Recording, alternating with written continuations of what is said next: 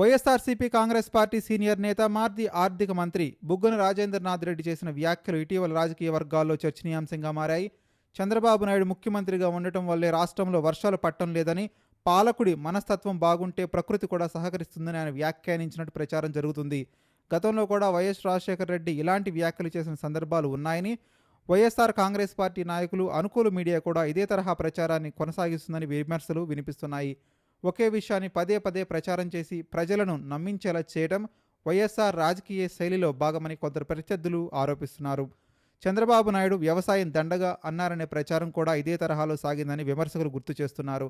వాస్తవానికి ఆయన వ్యవసాయాన్ని వదిలేయాలని చెప్పలేదని, వ్యవసాయంతో పాటు పశుపోషణ, ఉద్యానవనం వంటి అనుబంధ రంగాలపై కూడా రైతులు దృష్టి పెట్టాలని మాత్రమే సూచించారని అంటున్నారు. అయితే ఆ వ్యాఖ్యలను వక్రీకరించి ప్రజల్లో భిన్నమైన అభిప్రాయం కల్పించారని చెప్తున్నారు. అనంతరం పింక్ డైమండ్ వ్యవహారం, డిఎస్సి ప్రమోషన్లు వంటి అనేక అంశాలపై కూడా ఇలాంటి ప్రచారాలు జరిగాయి. ప్రజలు వాటిని నిజమని నమ్మే పరిస్థితి ఏర్పడింది అని విమర్శలు వ్యక్తమవుతున్నాయి. వర్షాభావాన్ని చంద్రబాబు పాలనతో ముడిపెట్టడం శాస్త్రీయంగా సరైన వాదన కాదని పలువురు విశ్లేషకులు చెప్తున్నారు. వాతావరణ శాస్త్రవేత్తలు ఇప్పటికే నెలల ముందుగానే ఎల్నినో ప్రభావం వల్ల వర్షపాతం తగ్గే అవకాశం ఉందని హెచ్చరిస్తున్నారు.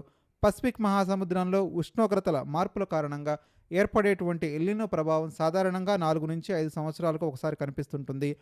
కొన్నిసార్లు 2 సంవత్సరాలకు ఒకసారి, మరికొన్నిసార్లు 6 లేదా 7 సంవత్సరాలకు ఒకసారి సంభవిస్తుంటుంది. ఈ ప్రభావం కొనసాగిన సమయంలో భారతదేశంలో ఋతుపవనాల తీవ్రత తగ్గి దేశవ్యాప్తంగా వర్షపాతం తగ్గడం సహజ ప్రక్రియగా భావిస్తారు. 1997, 2002, 2015, 2023 సంవత్సరాల్లో తీవ్ర ఎలినినో పరిస్థితులు నమోదయ్యాయి. వీటిలో 1997, 2002, 2015లో చంద్రబాబు నాయుడు ముఖ్యమంత్రిగా ఉండటం, 2023లో జగన్మోహన్ రెడ్డి ముఖ్యమంత్రిగా ఉన్నారు. 2002లో రాష్ట్రంలో సగటు వర్షపాతం 966 మిల్లీమీటర్లు ఉండగా కేవలం 690 మిల్లీమీటర్లు మాత్రమే నమోదై తీవ్ర కరువు పరిస్థితులు ఏర్పడ్డాయి. అదేవిధంగా 2023లో కూడా జగన్ ప్రభుత్వ హయాంలో వర్షాభావ పరిస్థితులు నెలకొన్నాయి. అలాగే 2009లో కూడా వైఎస్ రాజశేఖర రెడ్డి ముఖ్యమంత్రిగా ఉన్న సమయంలో ఖరీఫ్ సీజన్ ప్రారంభంలో వర్షాలు లేక పంటలు తీవ్రంగా దెబ్బతిన్నాయి. ఎలినినో ప్రభావం తగ్గిన తర్వాత భారీ వర్షాలు, కృష్ణానది వరదలు సంభవించిన అనేక ప్రాంతాలు ముంపునకు గురయ్యాయి. ప్రకృతి వైపరీత్యాలను రాజకీయ నాయకులు అదృష్టం లేదా పాలనతో ముడిపెట్టడం సరైన పద్ధతి కాదని పలువురు అభిప్రాయపడుతున్నారు.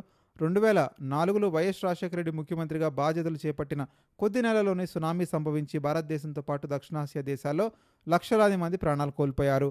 ఆంధ్రప్రదేశ్లో కూడా పలువురు మృతి చెందగా తమిళనాడులో భారీ ప్రాణ నష్టం జరిగింది. అలాగే జగన్మోహన్ రెడ్డి ముఖ్యమంత్రిగా ఉన్న సమయంలో 2020లో కరోనా మహమ్మారి విజృంభించి దేశవ్యాప్తంగా లాక్డౌన్ అమలైంది. 2021లో రెండో దశ కరోనా మరింత తీవ్ర ప్రభావం చూపి వేలాది మంది ప్రాణాలు బలికొంది. దేశ ఆర్థిక వ్యవస్థతో పాటు రాష్ట్ర ఆర్థిక వ్యవస్థ కూడా తీవ్రంగా దెబ్బతింది.